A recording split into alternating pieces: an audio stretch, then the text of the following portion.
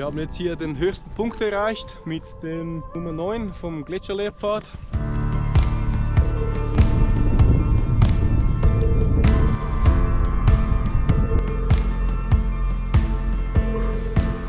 Cool, schaut euch das mal an, das ist ein Labyrinth. Hier hat jemand sich ein ganzes Labyrinth ausgedacht.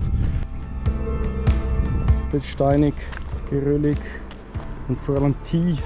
Ich habe jetzt hier eine Brennnessel gefunden. Mein Knie macht schon so weh. Was ich jetzt machen werde ist... Hallo Leute, es geht weiter zum neuen Abenteuer. Heute sind wir unterwegs hier in Klosters, Davos Klosters. Wir werden jetzt hier hochgehen zu diesem Gletscher, der Sardena Gletscher, und da werden wir euch natürlich wieder mitnehmen. Jetzt erste Planänderung. Wir haben eigentlich geplant, da mit dem Auto noch 10 Kilometer auf dieser Straße zu fahren. Leider ist die Straße geblockt, also man kann gar nicht mit dem Auto hier durchfahren. Das heißt, wir haben zusätzlich 10 Kilometer, die wir laufen müssen, die wir nicht geplant haben. Da müssen wir uns ein bisschen ranhalten an das Ganze.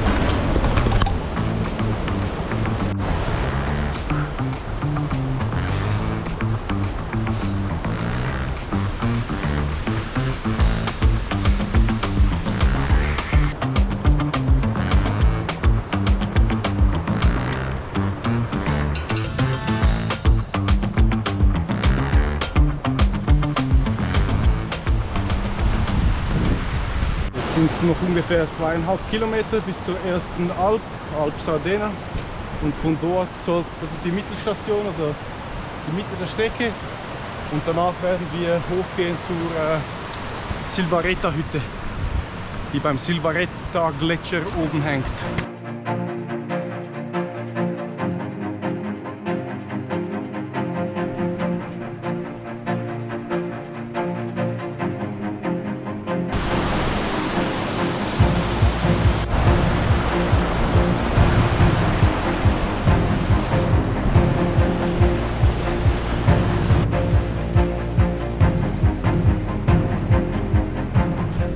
Da oben ist die Hütte. Das ist unser Ziel. Das ist eine Kreuzotter. Sieht man das auf der Kamera?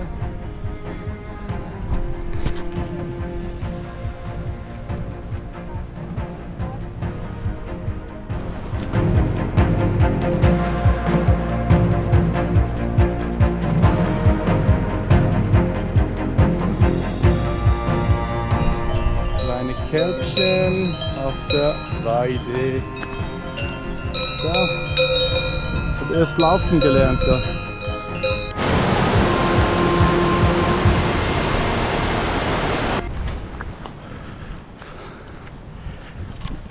Das wäre jetzt hier der Ausgang oder der Eingang oder der Ausgang unserer Wanderung gewesen. Jetzt haben wir hier ungefähr 2 Stunden gebraucht, um hier hochzukommen. Verpflegungstime. Hier haben wir etwas Veganes, veganer Kebab, Tomaten, vegane Soße, Brot, Salat.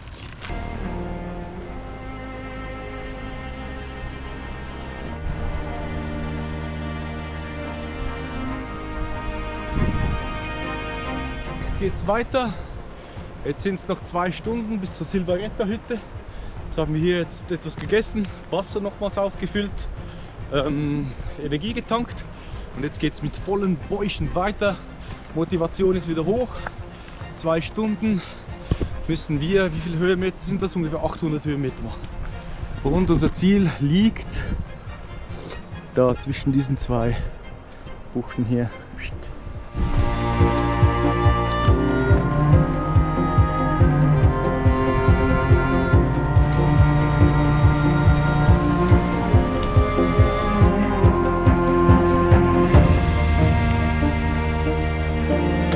Süß, fein, klein, sind genau richtig ready.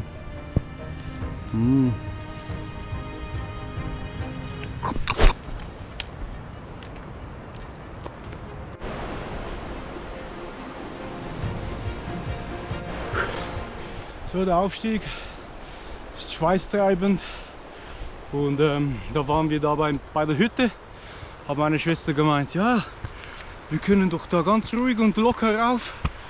Ja, wo ist sie? Keine Ahnung, die ist schon 100 Kilometer weiter gekommen als ich.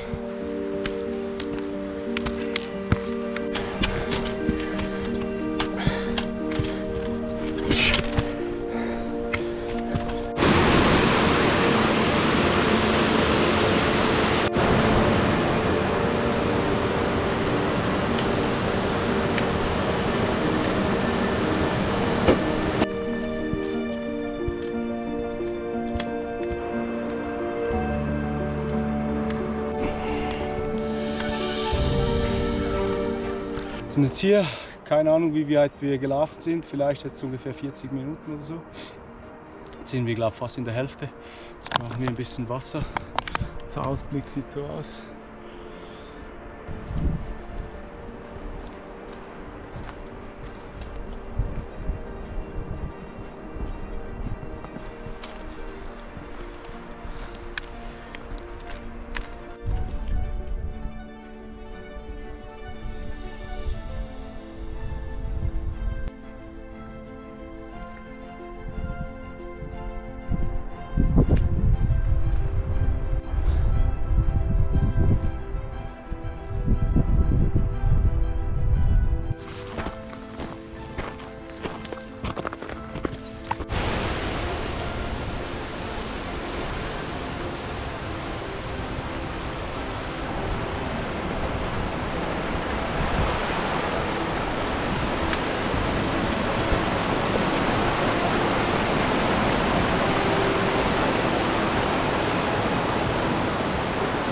Da oben ist jetzt die Hütte und wir haben jetzt uns für den rechten Weg entschieden. Also da ist der andere Weg, sieht man den? So.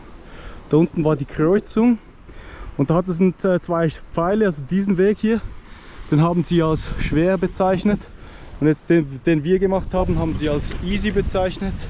Aber ich glaube, der andere Weg ist genauso einfach. Also wenn ihr mal diese Wanderung macht, dann könnt ihr links oder rechts machen. Und hier geht es so rauf jetzt.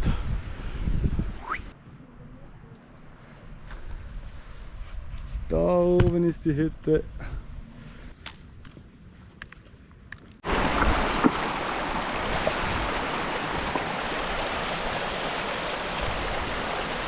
Uns geschafft, wir sind oben, Silvaretta Hütte auf 2400 irgendetwas Meter.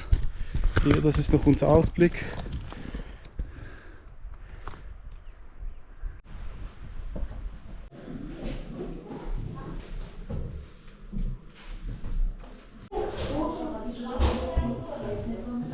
Ja, aber das mache ich meistens so. Ich bestelle ja dann zweierlei.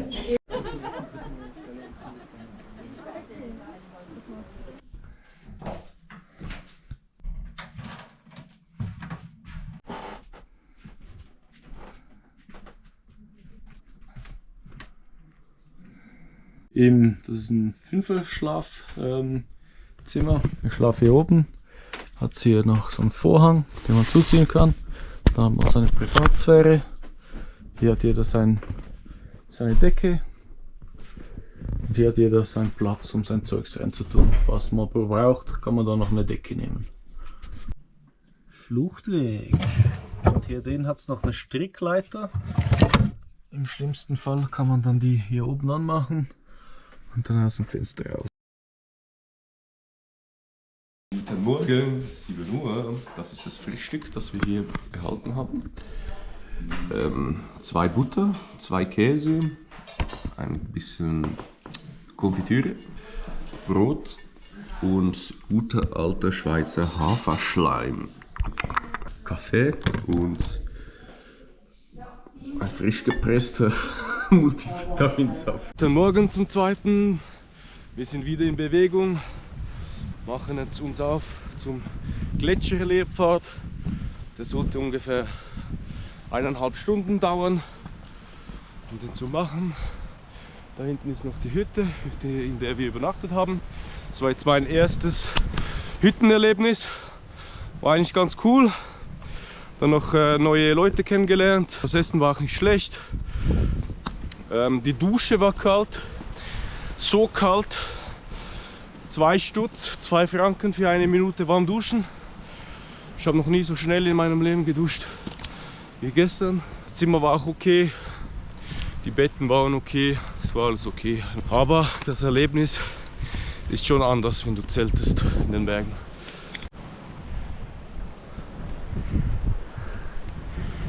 Diesen Steinmännchen.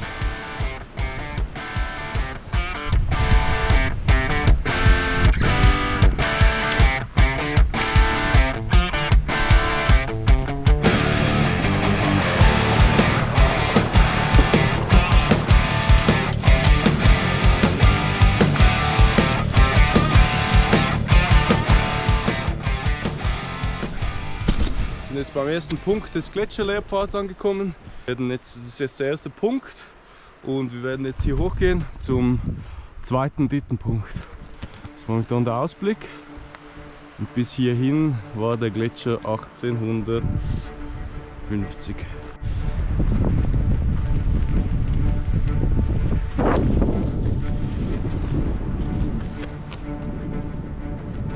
Hopp, hopp, hopp!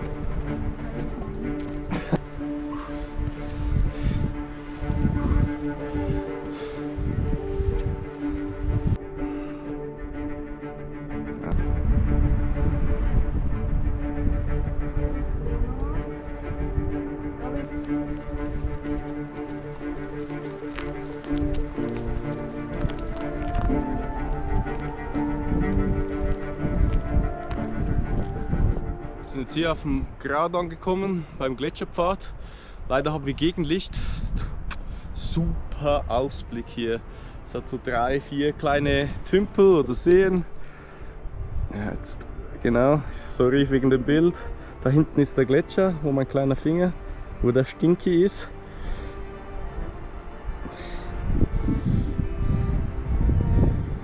Ja. Wenn es da nach vorne gehen, dann da unten darüber traversieren, beim Gletscher vorbei, dann werden wir hier die Runde machen und von da werden wir dann wieder ins Tal runtergehen.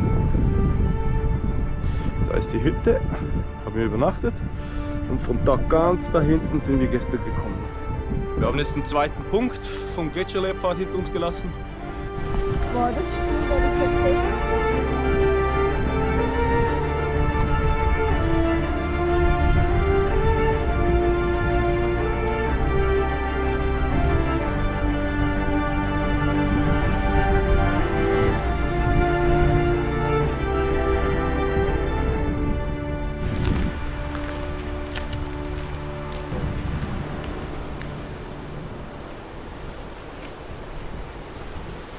Nicht so cool, jetzt habe ich gefilmt, aber ich war auf Fotomodus. Ich bin jetzt hier runtergestürzt. Habe mir hier den Arsch ein bisschen zugestaubt. Super steil hier, da muss man aufpassen. Und habe jetzt gedacht, cool, ich habe sogar meinen Sturz gefilmt, aber leider war das nichts. War kein Sturz. Es war ein ganz langes Foto. Sind wir beim vierten Punkt angekommen. Jetzt noch mal ein Steinmännchen oder ein Steinweibchen.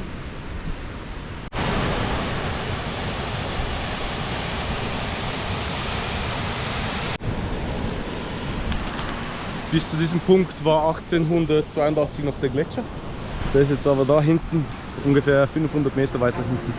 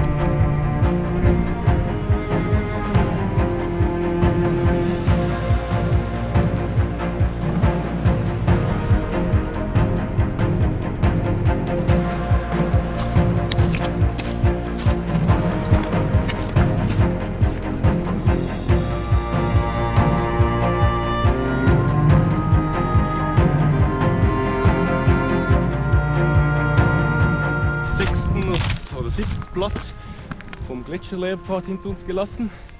Wollten dann ein paar coole Fotos. Das Gegenlicht ist einfach zu krass, zu stark. Super geiler Ort hier, also komplett empfehlenswert. Hier könnte man noch einen coolen Schwumm nehmen.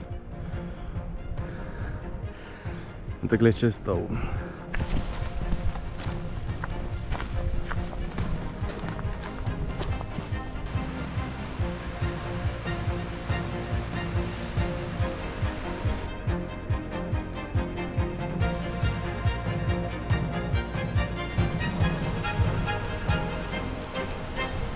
Steinkunde.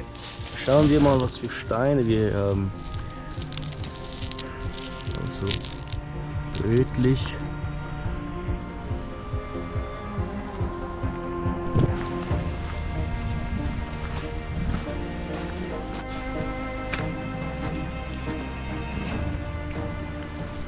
Ist noch süß, der ganze Weg ist hier immer auf links und rechts auf beiden Seiten mit größeren Blöcken ausgelegt.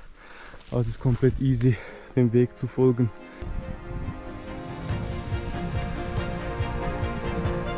Da war der Gletscher 2007, jetzt ist er da hinten. Diese Steinhaufen gibt es auch überall.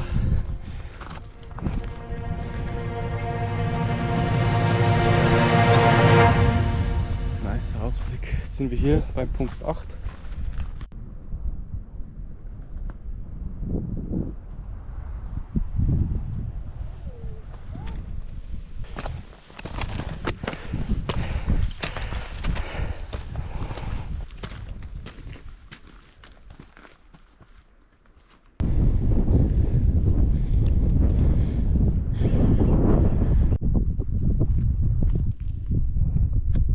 Das ist jetzt der Gletscher, Silvretta Gletscher. Ich glaube, wir gehen nicht näher ran. Ich hoffe, man sieht es mit dem Gegenlicht. Nein, scheiße, jetzt schon drin da. Okay.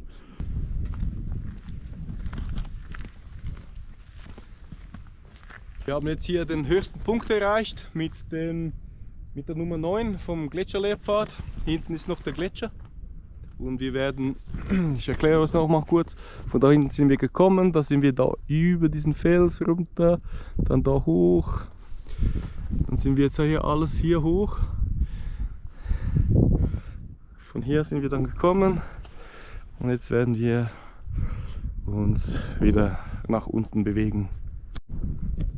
Cool, schaut euch das mal an, das ist ein Labyrinth. Hier hat jemand sich ein ganzes Labyrinth ausgedacht. Kann man so laufen, ja, nicht bescheißen und über die Mauer laufen. Das ist wirklich cool gemacht hier, ein Labyrinth. Man weiß gar nicht, wo das Ziel ist und der Eingang. Ah, da hinten ist der Eingang und das Ziel ist, glaube ich, irgendwo da vorne. Cool.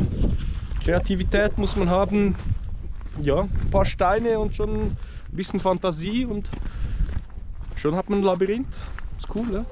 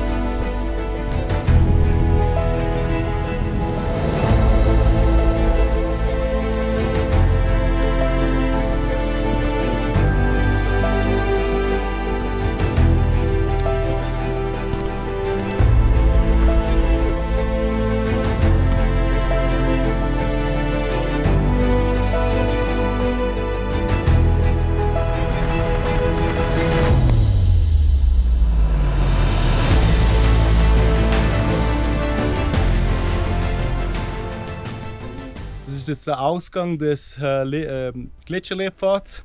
Wir haben ungefähr 2,5 Stunden gebraucht, um den ganzen Pfad durchzumachen mit Fotos. Plus haben wir fast alle dieser Tafeln gelesen. Wir sind jetzt hier, jetzt geht es hier runter zur Silvaretta-Hütte. Wir werden den rechten Weg nehmen ins Tal runter.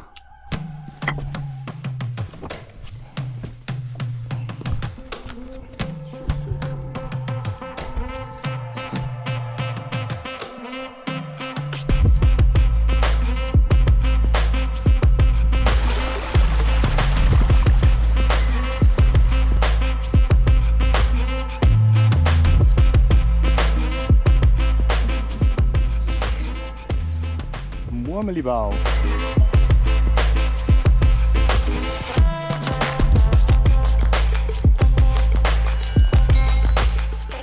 Oi.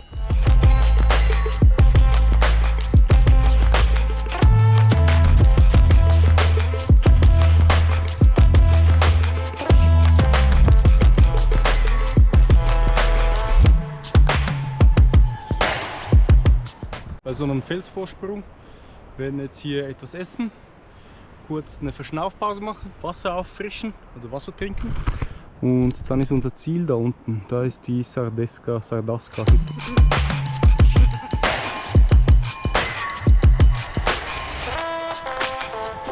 Haben jetzt etwas gegessen, uns gestärkt und jetzt geht es weiter den Berg herauf.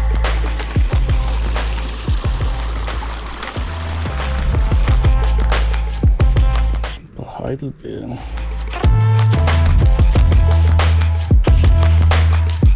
sind jetzt falsch gelaufen, sind ungefähr 10-15 Minuten in die falsche Richtung gelaufen. Jetzt müssen wir alles nochmals hoch zu dem Platz, wo wir etwas gegessen haben und dann da runter.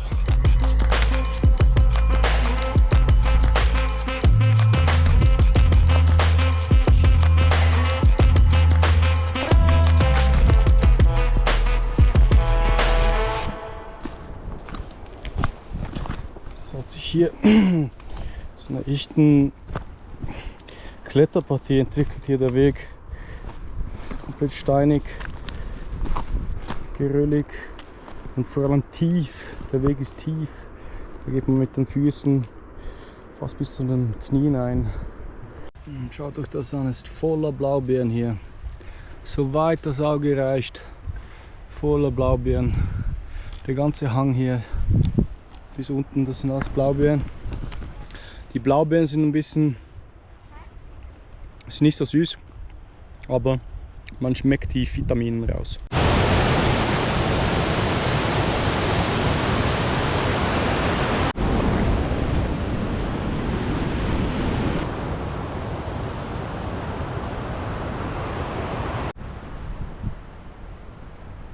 Wir haben es geschafft. Wir sind jetzt hier vorne, ist die Alp Sardasca, Sardena, wie heißt das bitte?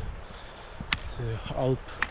Anyway, wir sind jetzt da, werden dann das Postauto nehmen oder das Posttaxi, weil meine Schwester nicht mehr mag mit dem Knie. Mein Knie hat auch angefangen jetzt zu schmerzen auf dem Runterweg. Also wenn ihr hier seid, geht auf jeden Fall den Weg hier auf der rechten Seite, der ist viel easier. Dann geht ihr hier hoch und dann so da rüber und wir sind jetzt von diesem hier runtergekommen, da durch die Schlucht. Falls du das Video bis jetzt gesehen hast, würde ich mich natürlich extrem über ein Like freuen. Das motiviert, weitere Videos zu machen, weitere Zeit zu investieren, damit wir zusammen auf diese Wanderung gehen können. Was mich noch interessieren würde, ob du diese Wanderung schon gemacht hast, wann, im Sommer, im Winter, ob du da oben übernachtet hast, wie lang und welche Rundreise du gemacht hast, kannst du sehr gerne mal in die Kommentare schreiben. Wobei, wir sind jetzt hier am Warten auf das Taxi und das kommt erst 4:45.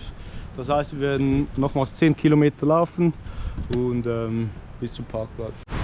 Ich habe jetzt hier eine Brennnessel gefunden. Mein Knie macht schon so weh. Was ich jetzt machen werde, ist die Brennnessel auf mein Knie schön eingreifen hier. An Seiten. Hier noch.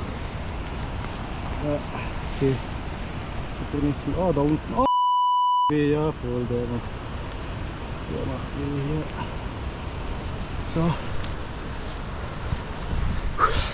Schmerzt jetzt ein bisschen von der Brennnessel, aber die macht die Schwellung weg.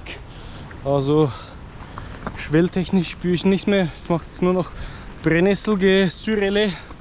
Das Gesure. Müsst ihr mal ausprobieren. Falls du das gewusst hast, schreib das mal in die Kommentare. Falls du etwas gelernt hast, freue ich mich über ein Like. Ja, jetzt macht das Knie. Jetzt hat es angefangen. Oh. Die Grenze des Knies ist jetzt definitiv runter. Ich kann wieder springen, ich kann wieder rennen. Super, ich spüre einfach die Brennnessel, aber das Knie und die Sehne, die machen eigentlich nicht mehr weh. Die spüre ich eigentlich gar nicht mehr. Sie sind jetzt wie betäubt, aber funktioniert super. Falls ich nochmals eine finde, werde ich nochmals nachlegen. Ja, und sonst glaube ich, schaffe ich das bis zum Parkplatz. So, jetzt haben wir es endlich geschafft. Da vorne ist der Parkplatz. Haben jetzt noch die extra 10 Kilometer gemacht. Flu ist, oder meine Schwester ist noch da hinten. So, dann kann ich jetzt nochmals üben, das Outro. Wie gesagt, hinterlasst einen Comment und Like, würde mich extrem freuen. Jetzt mit diesem Outro muss ich noch echt lernen. Ein bisschen trainieren, dieses Zeugs. Anyway, vielen Dank, dass du da warst.